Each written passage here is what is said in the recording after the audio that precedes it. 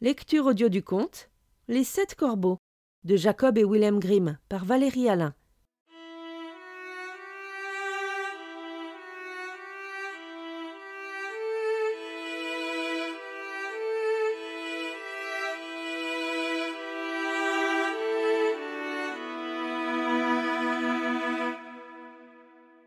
Un homme avait 7 fils, mais toujours pas de petite fille, bien qu'il désirât ardemment en avoir une. Finalement, sa femme lui donna une nouvelle fois bon espoir d'avoir un enfant, et quand celle-ci vint au monde, c'était effectivement une fille. Leur joie fut grande, mais l'enfant était menue et fragile, et elle était si faible qu'elle devait recevoir le baptême d'urgence. Le père envoya en hâte un des garçons à la source pour aller chercher de l'eau pour le baptême. Les 6 autres le suivirent en courant, et comme chacun voulait puiser de l'eau en premier, la cruche leur échappa des mains et tomba dans le puits. Ils restèrent alors là, ne sachant que faire et n'osant pas rentrer chez eux.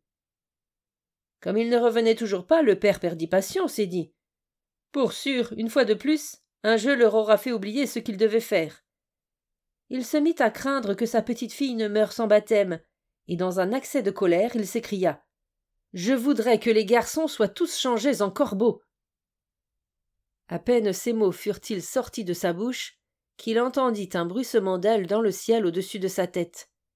Il leva les yeux et vit 7 corbeaux noirs comme du charbon s'élever dans les airs et s'éloigner. Les parents ne pouvaient retirer leur malédiction, et si tristes qu'ils fussent d'avoir perdu leurs 7 fils, ils se consolaient tout de même un peu à la vue de leur chère petite fille, qui prit bientôt des forces et se mit à embellir de jour en jour. Pendant longtemps, elle ne sut même pas qu'elle avait eu des frères, car les parents se gardaient bien d'en parler. Mais un jour, elle entendit par hasard les gens parler d'elle et dire que, certes, la fillette était belle, mais qu'elle était cependant coupable du malheur de ses 7 frères. Elle en fut toute chagrinée, alla trouver son père et sa mère, et leur demanda si c'était bien vrai qu'elle avait eu des frères et ce qu'il était advenu d'eux. Il fut alors impossible aux parents de garder le secret plus longtemps. Ils lui dirent cependant que telle avait été la volonté du ciel, et que sa naissance n'avait été que le moment où ce destin s'était réalisé, mais qu'elle-même était innocente. La fillette ne passait pas un jour sans que sa conscience ne la tourmente, et croyait au plus profond d'elle-même que c'était son devoir de délivrer ses frères. Elle n'eut de paix ni de repos jusqu'au jour où elle partit en secret de chez elle pour aller de par le vaste monde afin de retrouver ses frères où qu'ils fussent et de les délivrer quel qu'en soit le prix. Elle n'emporta rien avec elle, hormis un anneau de ses parents en guise de souvenir, une miche de pain pour apaiser sa faim, une petite cruche d'eau pour étancher sa soif, et une petite chaise pour se reposer. Elle marcha donc sans cesse, loin, très loin, jusqu'à ce qu'elle parvint au bout du monde. Elle arriva chez le soleil, mais il était trop chaud et effrayant, et il dévorait les petits enfants. Elle s'enfuit en courant et se rendit chez la lune, mais celle-ci était bien trop froide, et en plus elle était horrible et méchante. Et quand elle aperçut la fillette, elle dit « Je sens la chair fraîche !» Elle partit alors bien vite et alla voir les étoiles, qui furent bonnes et gentilles avec elle. Et chacune d'entre elles était assise sur une petite chaise particulière.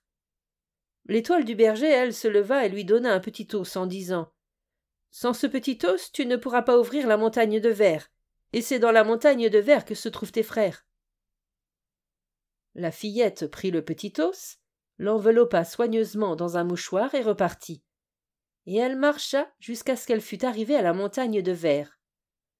La porte en était fermée, et elle voulut sortir le petit os, mais quand elle ouvrit son mouchoir, celui-ci était vide. Elle avait perdu le cadeau que lui avaient fait les gentilles étoiles. Que devait-elle faire à présent? Elle voulait sauver ses frères, et elle n'avait plus de clé pour ouvrir la montagne de verre. La bonne petite sœur prit alors un couteau, se coupa un petit doigt, l'introduisit dans la serrure et réussit à ouvrir la porte. Quand elle fut entrée, un petit nain vint à sa rencontre et lui dit « Que cherches-tu, mon enfant ?»« Je cherche mes frères, les 7 corbeaux, répondit-elle. « Messieurs les corbeaux ne sont pas là, lui dit le nain, mais si tu veux bien attendre ici jusqu'à leur retour, tu peux entrer. » Ensuite, le nain apporta le repas des 7 corbeaux dans 7 petites assiettes et 7 petits gobelets, et la petite sœur mangea une bouchée dans chaque assiette, et but une gorgée dans chaque gobelet. Et dans le dernier, elle laissa tomber l'anneau qu'elle avait emporté avec elle. Tout à coup, elle entendit dans l'air un bruissement et un souffle, et le petit nain lui dit alors « Voilà, messieurs les corbeaux qui reviennent !» Ils arrivèrent, voulurent manger et boire, et allèrent chercher leurs petites assiettes et leurs petits gobelets.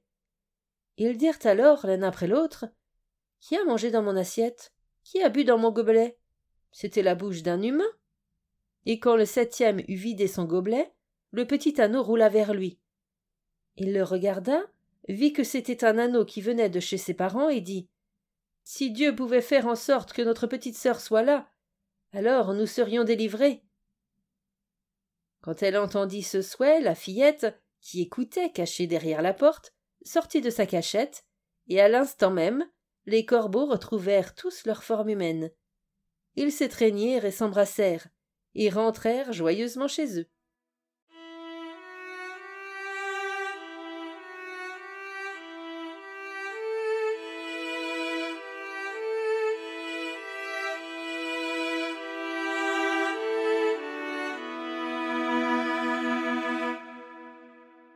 Fin de la lecture du conte Les 7 corbeaux.